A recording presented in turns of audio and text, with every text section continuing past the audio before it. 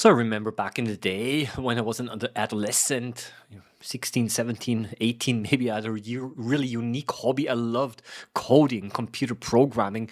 Back in the day, the Apple II Plus, I remember back in the 1980s, this is how I started off. And then later on, I started to improve my coding abilities. And then later on, I even started to study computer science.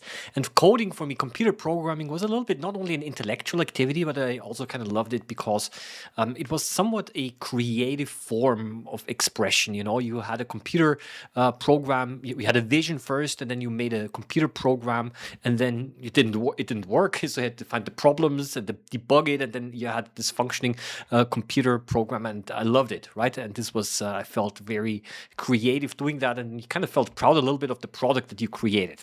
And obviously, over the years, I've not been doing this a lot anymore. And just a few days ago, 2 or 3 days ago, I started to pick it up again, right? In a slightly different way. I needed an application to administrate and to manage student subject registrations. So I'm a teacher, and for our school, we needed an app, an online web application where students can actually sign up for the courses, for their elective courses. There wasn't really nothing on the market that would do that, so I decided let's try it out. And I tried to write one myself using, believe it or not, a completely different method nowadays using AI. So it's called vibe coding. So essentially, I opened ChatGPT, and I started to type in the prompt, write me a computer program that basically allows me to manage and administrate student registrations. I typed it in, and indeed, I could not believe it myself. After a couple of minutes, it spit out a complete computer program, a web application. I uploaded it online and to test it, and it worked. And not only that, actually, it had more features than I even specified. It was better than what I anticipated. And of course, not everything was perfect. So I typed again a couple of prompts, change it around like this, improve that, take away that. And then, really, after a couple of minutes, I had a really beautiful, well rounded application. I could never have written this myself. It would have taken me ages. And honestly, after so many years, I would not have been able to do that anymore. But I could not believe it. I loved it. And you know what? I felt a little bit again the same feeling that I felt like back when I was a kid, this pride of having created something. I have to laugh a little bit because, of course, I didn't create it. All I did, I typed in the prompt, right? In any case, I've got now this application which we're going to implement, which I'm going to implement. However, of course, I had to start to think about the whole thing a little bit. This is where I felt a little bit more discouraged. And that is essentially, you see, I studied myself computer science. And one of the skills of a computer scientist, of an IT engineer, is the ability to write programs, to code. That's a skill. It's not an easy skill. I think it's also quite an advanced one. Not only how to use, how to code it, but also to come up with problem solving and so on. That's a very essential skill of computer scientists and IT engineers. Yeah. And all of a sudden, I realized, gee, is this even necessary in the future? And I'm not the first one to come up with that idea. Indeed, I think this field of computer science is radically going to change, or has already changed, because this essential core skill essentially is not needed anymore to the same extent. Right? Or even worse, why need a company to write you a web page or an online application or any application if you can do this yourself almost, Just go on into ChatGPT or Claude or any other AI system, you type in the prompt, and then essentially will generate for you this program, whatever you need. Right? We don't even need that.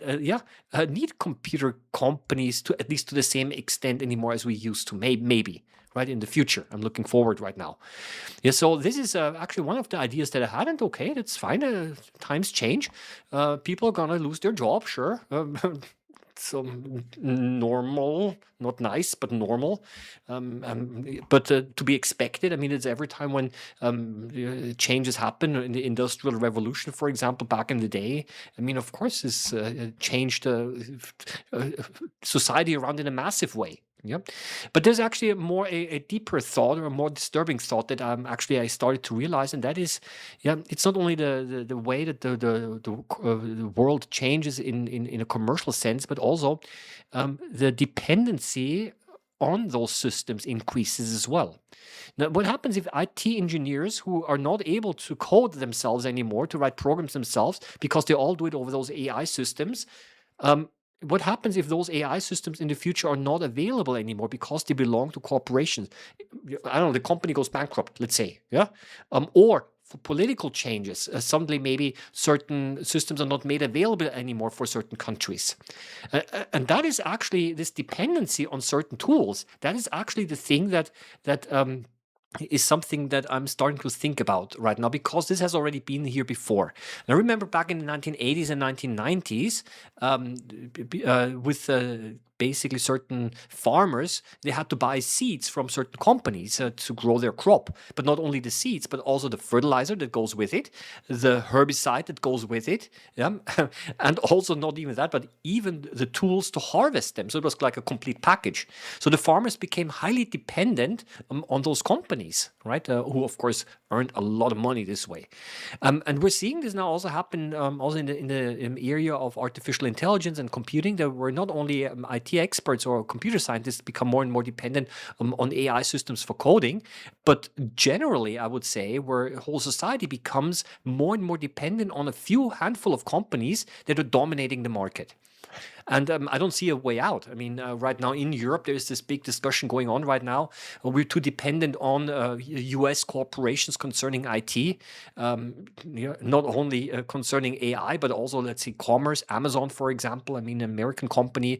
Of course, all of the big IA companies are all American. Microsoft, you get what I'm saying, right? So there is in some countries a big concern about that because what happens if there are political shifts and then all of a sudden maybe these tools won't be available anymore in the future, right? So this is indeed a concern, and essentially the question I'm having now right now as well is can there be anything be done to actually prevent individual corporations of becoming so powerful that they're actually able to also have to say it like this, bypass the democratic process when they're able to buy themselves into politics, for example, right? Right now, at least in a democracy, there is still the possibility that the citizens have a possibility to influence the direction that politics takes. But if essentially now all of a sudden those corporations become so powerful because we are so dependent on them, then basically we're kind of we have limited, I would say, freedom in that sense, right? That's a little bit my concern for the future. So it goes far beyond the the fact that essentially we're dependent for a job or for coding or whatever on those systems or job loss. That's one aspect of concern, but I see the wider societal consequences where essentially, yeah, it might even have an impact on certain democratic processes as well, because we're so dependent on a few players, which might have good or bad intentions in them. But it doesn't matter which intentions they have. There is no system in place that we can actually direct them in a certain way. Right, at least in politics, there are elections where it's possible. But I don't know. Just some thoughts here that I've got. I would like to hear your view on the issue. In any case, I'm left a little bit with a yeah, uneasy feeling where I'm saying, wow. On one hand, those new tools, they allow for so many more possibilities and creative expression, yeah, and possibilities. But on the other hand, we become more and more dependent on them, and maybe we even want to become dependent on them because they just make life so much easier for us. I wonder.